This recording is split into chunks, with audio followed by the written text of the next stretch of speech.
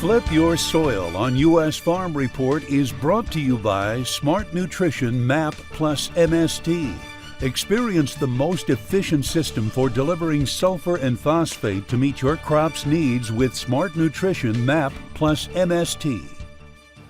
Well, with the current cattle markets, producers are really doing everything they can to capture these higher prices. And one way is through even better forage management. Did you know by removing a pound of weeds from a cow's diet, it actually adds a pound or more to the cattle?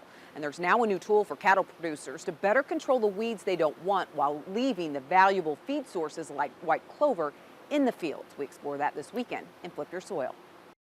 A prolific perennial plant It can grow in a lot of places. that often sprouts around the tall fescue belt of the Midwest, Mid-Atlantic, and in the Southeast. It's high in TDN, so cattle really love it. White clover is a legume that's a high-quality feed source for farmers and ranchers because it's a natural fertilizer source in their field. But if you look at white clover on the agronomic side of it, it's a legume, so it fixates its own nitrogen.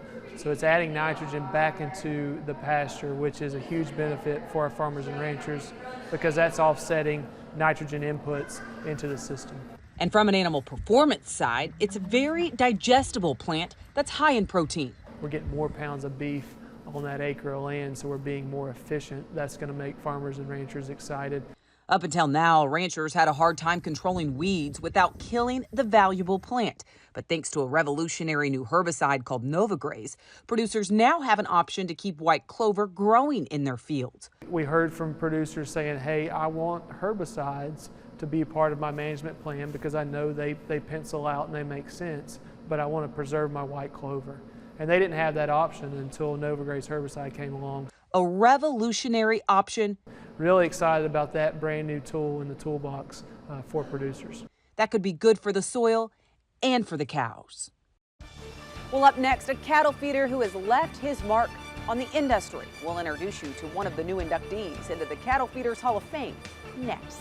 Watch Markets Now with Michelle Rook on the Farm Journal YouTube channel, keeping you updated throughout the day on the markets at the open, midday, and close. Find out what moved the markets today and what to expect the market to do next.